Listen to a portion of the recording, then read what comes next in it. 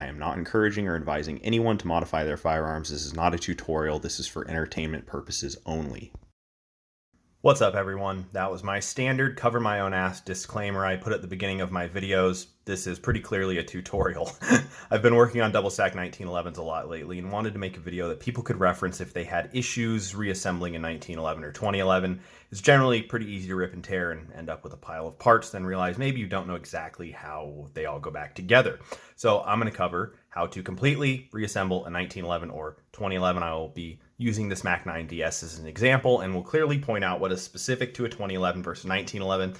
I will not cover field stripping. Most people likely know how to do that. I will cover the complete disassembly quickly. If you're nervously looking at a pile of 1911 or 2011 parts on your bench, I hope this helps. Timestamps are provided so you can skip around to exactly the step you may be stuck on. Let's get into it. Okay, you made sure your gun was safe and unloaded and got magazines and ammo away from your work area and field stripped your pistol and, probably go ahead and throw on some safety glasses. Once you have the recoil assembly and barrel out of the slide, depress the firing pin into the firing pin plate and drag the firing pin plate down and out of the channel. Keep your finger over here because the firing pin is under spring tension and will try to fly out the back, and you can just kind of pry that out of the way. Firing pin retaining plate comes out. Firing pin and firing pin spring will come out. Next is the extractor. So there is a hook that is over the breech face here. So this hook needs to be pushed over the edge, and then the extractor can be pushed back down into its channel. This may be a little difficult. I recommend something better than maybe a screwdriver like a plastic or nylon punch. Once the extractor is protruding out the back, you can work it out by hooking it with something, and then that comes out. Not counting the obvious optic mounting system on this, that is a fully disassembled 70 series 1911 or 2011 slide. You're going to need an 1/8 inch punch and a hammer. You're going to carefully drop the hammer down to release the tension on the mainspring and this mainspring housing pin.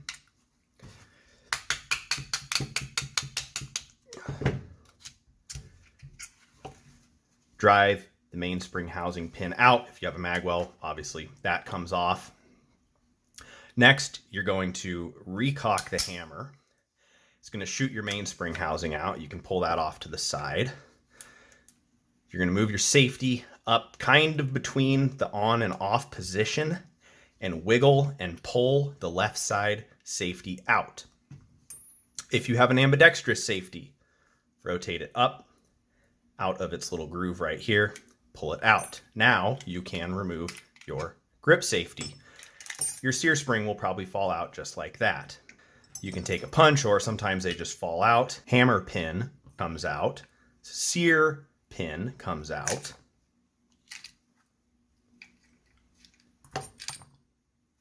After those two pins are removed, your hammer and hammer strut assembly will come out. Your disconnector and sear will come out. Your safety plunger and spring will come out of the frame right here. Get a little flathead screwdriver, put it in the slot of the magazine catch keeper, push the magazine catch in slightly until you can turn the flathead screw counterclockwise. And what that does is it locks it into this groove right here and takes spring tension off of it, and then you can take it out of the grip. This is going to be the same on a 1911 or 2011. And then at this point, if you had a 1911, the trigger would come straight out the back of the frame. Since this is a 2011, we need to do a little bit more disassembly to get the trigger out. You have one grip screw, two grip screw, and then one more bushing and screw going through the trigger guard right here. Sometimes you have to smack the little bushing out, but sometimes they just come out. Both those bushings just dropped out of the frame. This is a little trickier. You're going to have 2 hex keys or a hex key and a screwdriver bit to go ahead and undo this forward trigger guard grip screw and bushing. There's the little screw There's the bushing. Now the grip will come off the frame, and since you've removed your magazine release, the trigger will come out the back. Oh God, I hate disassembling mainspring housings, but I guess I should fucking show how to do it. Really, really put your fucking safety glasses on. You're gonna take a punch and you have to depress the mainspring. I do it like this. And then from the back side of the mainspring where your hand touches it, you're gonna take a 1/16 inch punch and push this little pin through the other side. My punch is retaining the mainspring plunger, as you can see here. Again, I'm going to press it down very, very carefully. When I feel there's no tension on my punch, I'm going to very carefully pull it out with stuff pointed away from my fucking face. And then slowly release the tension on that mainspring plunger. Now you can see the mainspring plunger, mainspring, and then this other plunger on the other end of it come out of your mainspring housing. All right, we're going to reassemble the slide. First, extractor goes in with this groove facing the center of the slide. The little claw should be facing the center of the slide. Push it in the back here. Get it lined up. Push it all the way through. Firing pin and firing pin spring go in. Sometimes you have to kind of wiggle jiggle before it will go all the way in because the tip of the firing pin is hitting the inside of the breech face and not going through the firing pin hole. What I tried to do is just depress the firing pin until the shoulder is below the rear face, and then I can put my firing pin plate halfway in. And keep in mind, if this extractor isn't clocked correctly and it's like this or like this, it won't allow the firing pin plate to slide up into its groove. So I get the firing pin step below this face, and then I will push it the rest of the way down with a screwdriver or a punch or something and slide the plate over it and click it in place.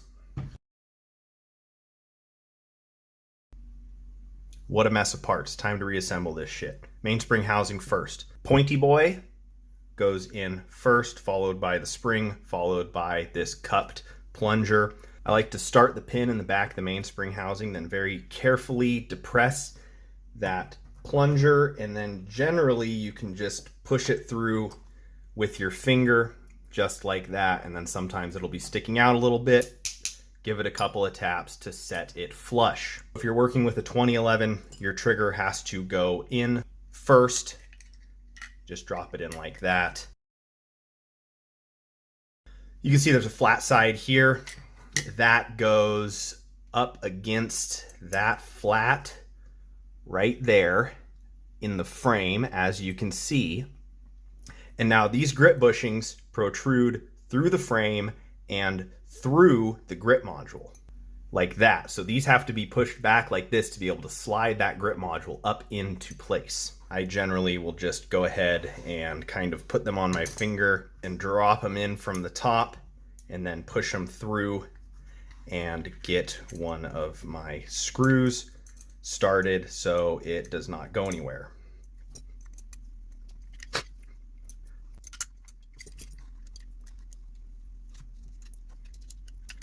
Get those nice and snug. I do put a little dab of blue Loctite on those screws if I know that I'm going to be done taking them in and out of the frame.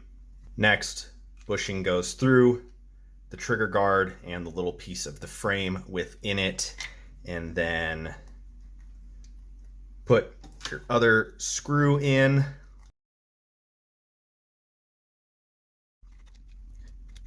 I also generally put a very, very tiny drop of blue Loctite on the threads of that. Not very much, because if you ever have to take it apart, you really don't want to risk stripping out these tiny little screws. Okay, so at this point, the reassembly from here would be exactly the same as a 1911. Right now, if this was a 1911, you'd put your trigger in from the back. We can put our mag release back in.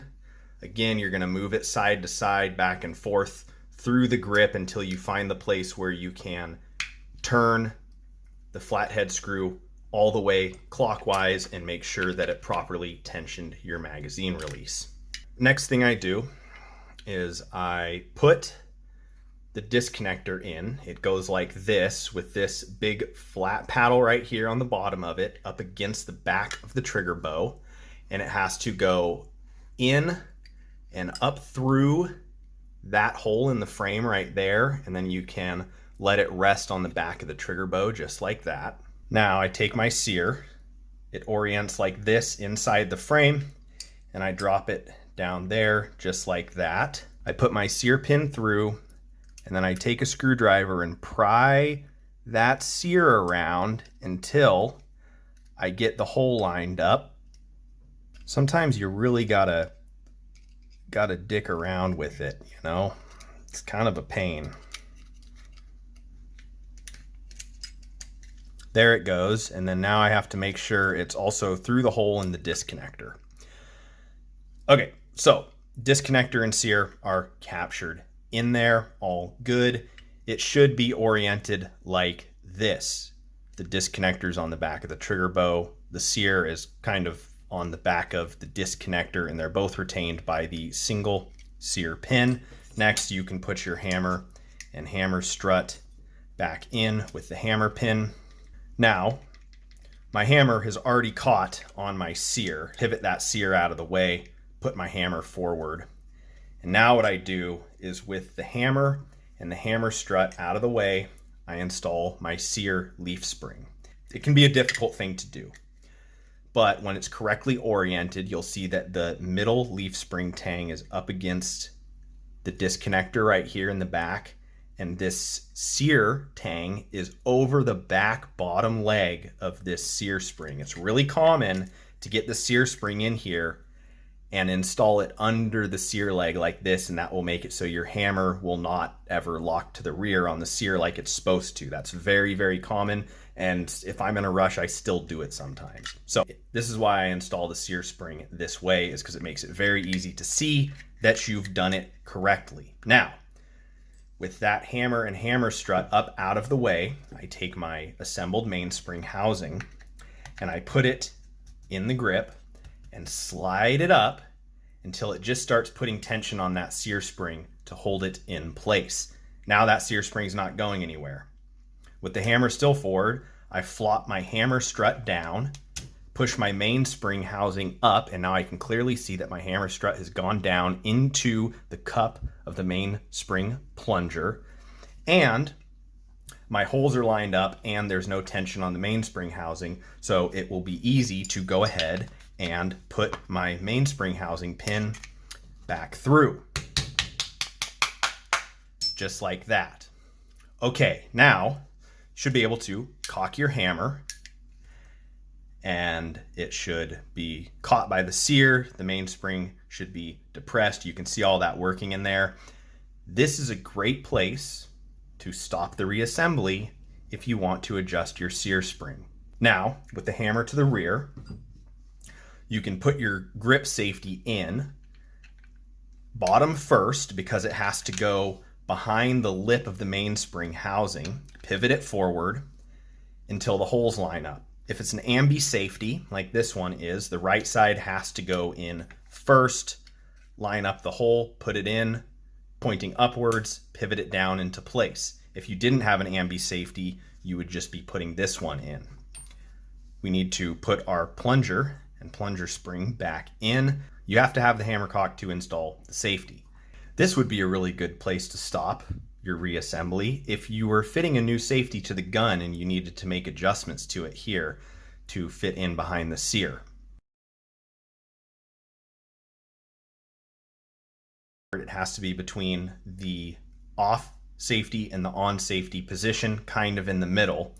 And so you kind of put both safeties in that orientation and hold them because they have a little connection in the center that has to line up. And then with something, preferably plastic, you take a screwdriver or a prier and you push the plunger forward while pushing in on the safety. Pull your prying device out of the way. Safety should go right in. Check that you have it installed correctly. So that's it. That's complete reassembly. Now you would put your barrel and recoil assembly back in your slide, put your slide back on and retain it with your slide stop.